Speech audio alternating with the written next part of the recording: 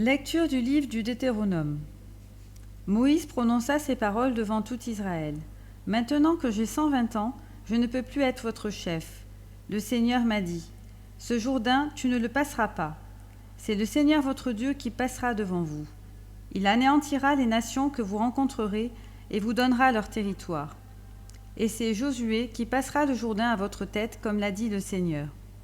Le Seigneur traitera les nations comme il a traité les rois des Amorites, Séhon et Og, et leur pays, tous ceux qu'il a exterminés. Le Seigneur vous les livrera, et vous les traiterez exactement comme je vous l'ai ordonné. Soyez forts et courageux, ne craignez pas, n'ayez pas peur devant eux. Le Seigneur votre Dieu marche lui-même avec vous. Il ne vous lâchera pas, il ne vous abandonnera pas. » Alors Moïse appela Josué et lui dit en présence de tout Israël, « Sois fort et courageux. C'est toi qui vas entrer avec ce peuple dans le pays que le Seigneur a promis par serment à ses pères. C'est toi qui vas remettre au peuple son héritage. C'est le Seigneur qui marchera devant toi, c'est lui qui sera avec toi. Il ne te lâchera pas, il ne t'abandonnera pas. Ne crains pas, ne t'effraie pas. »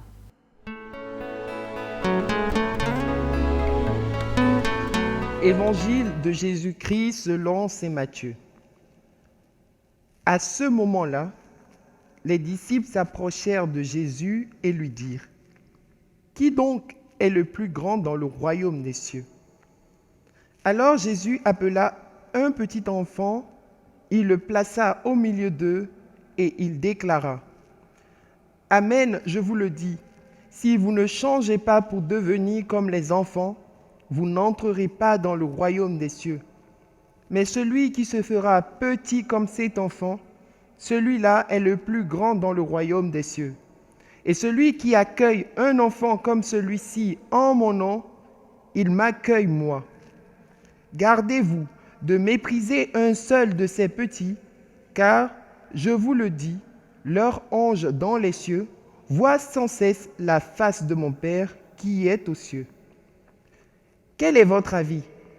Si un homme possède 100 brebis et que l'une d'entre elles s'égare, ne va-t-il pas laisser les 99 autres dans la montagne pour partir à la recherche de la brebis égarée ? Et s'il arrive à la retrouver, amen, je vous le dis, il se réjouit pour elle, plus que les 99 qui ne se sont pas égarés. Ainsi, votre Père qui est aux cieux ne veut pas qu'un seul de ces petits soit perdu.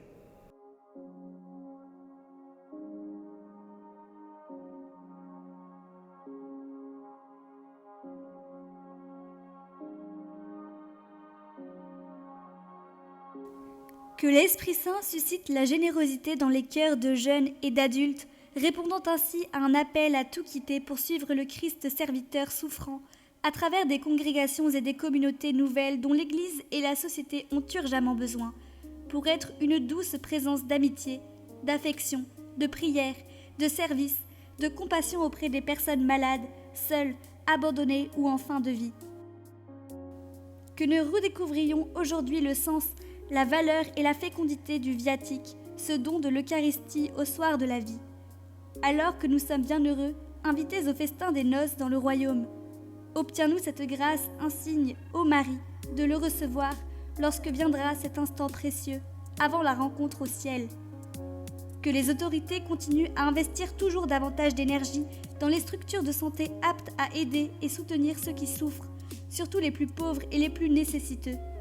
Que chacun sache voir sur le visage des malades le visage des visages, celui du Christ. Notre-Dame de Lourdes, secours des chrétiens, je t'appelle, prie pour moi ton Fils miséricordieux, implore pour moi son pardon, le pardon de mes fautes, le pardon de toutes les fautes de l'humanité. Vierge Sainte, Vierge Marie, voici le moment d'implorer par toi, avec toi, l'infinie miséricorde de Dieu. Là est la source de tout bien. Ô Marie, Notre-Dame de Lourdes, toi l'Immaculée Conception, obtiens-moi de notre Père des cieux, par les mérites de ton Fils, la grâce.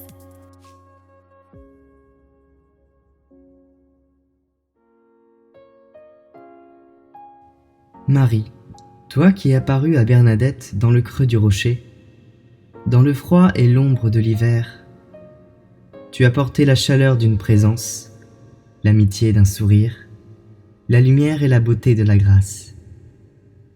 Dans le creux de nos vies souvent obscures, dans le creux de ce monde où le mal est puissant, apporte l'espérance, redonne la confiance. Toi qui as dit à Bernadette « Je suis l'Immaculée Conception », viens en aide aux pécheurs que nous sommes.